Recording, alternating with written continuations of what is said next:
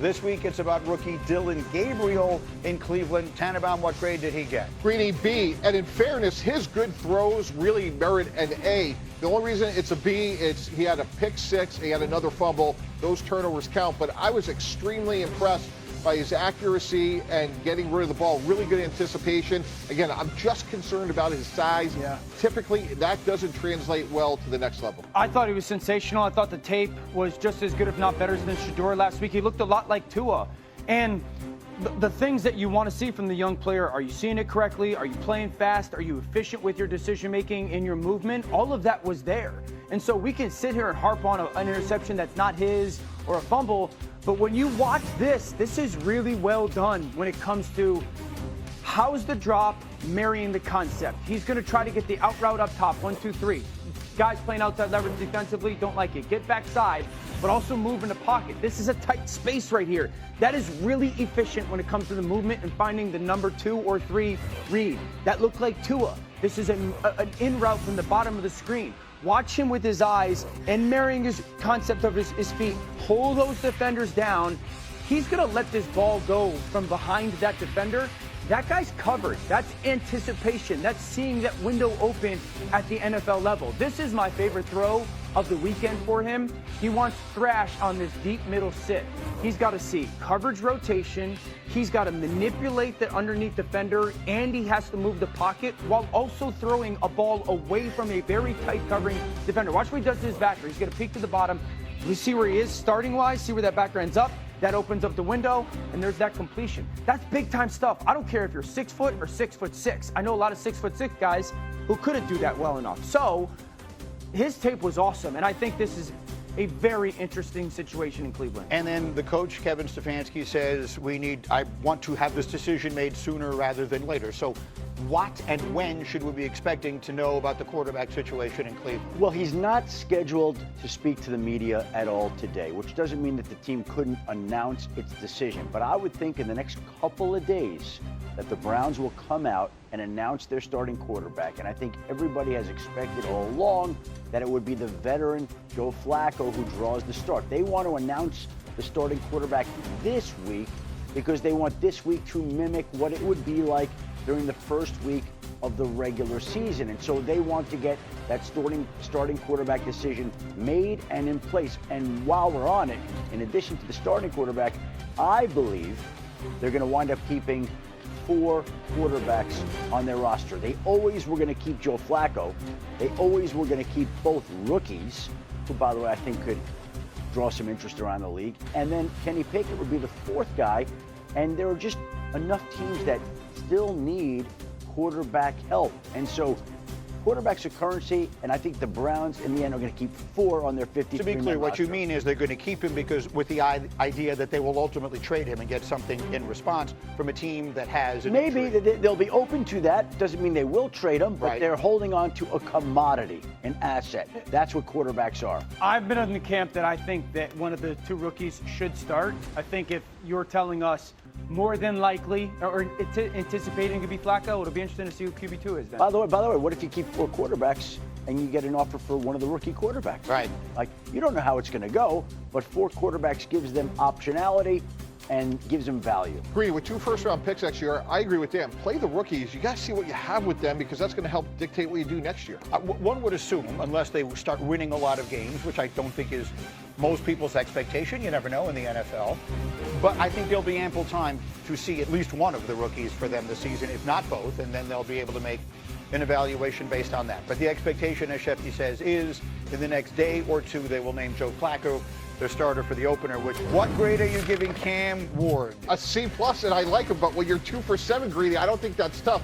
Now, in fairness, there was a near miss to Van Jefferson down the field. We see the arm strength, we see the athleticism, but obviously the completion percentage is going to have to be dramatically better, which I expect it will be as the season goes along. As he always does, Dan has tape. What do we see from Cam Ward, Dan? He's a big game hunter. He's a home run hitter. I mean, he wants to throw the football down the field, and I actually love that from the rookie quarterback. Even some of the incompletions, you're watching a guy see it quick, play quick, throw guys open before defenders are anticipating. Like if you go and this is backed up 3rd and 13, just watch. He's going to go 1, 2, 3, 4, 5. Up top is what a combo coverage between corner and safety. Bottom of the screen is the secondary. The middle of the field where you want to throw the football to. He's letting that ball go before the receivers come to the top of his cut, and he bleeds him in a yard, and the receiver just hooks it up. But that ball comes out early. And for me, a young quarterback throwing the football downfield in the preseason, challenging himself, anyone could check the ball down. I want to see a guy figure out how much can I get away with in this league. Cam Ward's done that. Shefty, what are we hearing out of Tennessee on the #1 overall pick? Well, he's the guy. They're behind him. They're happy with him. It hasn't shown up. And we were talking about this. If somebody struggles in a preseason game, then we're going to be wondering and questioning how far he's coming along. I would imagine with Cam Ward, there'll be a progression as this season goes on. You heard Ben Johnson and Caleb Williams talking about how this past week was his best week, that a light went off. And at some point, I think the belief around the Titans organization is that the light is going to go off for Cam Ward. Maybe it hasn't happened yet, but I think they believe with his hard work, it will. I know they have really worked hard with him on NFL timing, and they think he's made rocket type of improvement since the start of camp with the understanding of that. And the hallmark about him, again, go back to college, only Cade Klubnik had a better TD to interception ratio, despite not being accurate. No sacks, no interceptions. We've talked so much about Caleb Williams and those 6-8 sacks. So from that standpoint, they're going to put a big emphasis on play action, good offensive line, and that's why I think he's a really good Stay out of negative plays, make things happen. So far, it was a tough night the other night, but I think generally most of the things we've heard coming out of there have been very positive. Now, let's get to the guy who is throwing darts again on Saturday night. What grade do you give Jackson of the Giants? He was pinpoint greedy. We're going to give him an A-. Really could have been even an A. But I thought he got rid of the ball very quickly, on time, accurately, and very confidently. This guy has moxie. Look at this throw here. In another tenth of a second, that's a pick. I like the quarterback sneak. I like the reaction afterwards. This guy's a force multiplier. We started him 3 months ago, and we never look back. Birthday boy. We just go with him. He looks like a top 10 pick. And the Giants are doing a lot with him, what the Commanders did last year with Jayden Daniels. Just taking the stuff that you ran in college that you're comfortable with and you see really well, and we're just going to kind of deploy it to our offense. They're playing spread out. They're giving him 5 receivers. They're allowing him to see the width of the field. And I think that's one of the reasons why he's been so impressive. I mean, 5 wide receivers. The Jets are playing shell coverage. You want to work the middle of the field on a seam route versus a backer. The 1-2-3 hitch, ball comes out before that backside safety can get there. This is for everybody that when he was coming out was like, man, he doesn't see the field, or he knows Lane Kiffin's calling the play for him or whatnot. This is no huddle, it's tempo. You fake the toss, you get the underneath defenders to flow. And then to Mike P's point, which is an accurate one, that ball, while that guy's open, it has to come out now because those secondary defenders are going to retrace. And so I like the fact that they're doing that. I also like the fact that he's taking advantage of it. They played no huddle, with some tempo. You know who else did that last year? Washington did no huddle with tempo. So I'm not on board with starting him, but I'm warming up to it. Let's also keep in mind, I know we're talking all about Jackson Dart, who's looked awesome this summer, but Russell Wilson's looked pretty good too. Yes. And I think they want to go with the veteran, and they've made it pretty clear that their plan is to start Russell Wilson at quarterback for the opening game. Now, what Jackson Dart has done this summer and the way that he's played, and take a look at the way Russell threw the ball here. There haven't been many throws better than this in the preseason. That's vintage Russell Wilson right there, the long deep ball, whereas, Dart has thrown some great balls himself, but again, Russell had a great throw here. What Dart's play this summer has done is it's put him into the conversation to where if and when Russell Wilson struggles, whether it's week 1, 2, 3, whenever, we know the fans in New York will be very calm, cool, and composed about calling for Jackson Dart. Like, his name is going to come up here on a regular basis because of how strong he has looked this summer. And he looks like the guy the Giants wanted him to be. He looks like their future. And the whole question is, when does that future begin? So the draft, the night of the draft, and candidly the entire weekend of the draft, became all about Shedeur Sanders.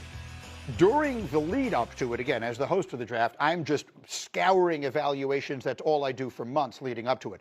I thought that the most mixed opinion that I found anywhere was on Jackson Dart. There were people that I was reading that were saying Jackson Dart is a top 10 pick for sure, and then there were people who were saying wouldn't touch him in the first 2 rounds. So there was a lot that got kind of overlooked when Shedeur Sanders fell all the way to the 5th round. But again, there were people who were not surprised to see this, and there are people who thought he wasn't anywhere near this. But there are people who say that on a lot of different quarterback prospects. They said the same thing about Bo Nix. And the key here for the New York Giants is, number one, the Giants loved him. Now, let me be very clear. They also love Cam Ward and couldn't trade up to number 1 to go get Cam Ward. Right. And so when they couldn't get Cam Ward, they resorted to plan B, which was Jackson Dart.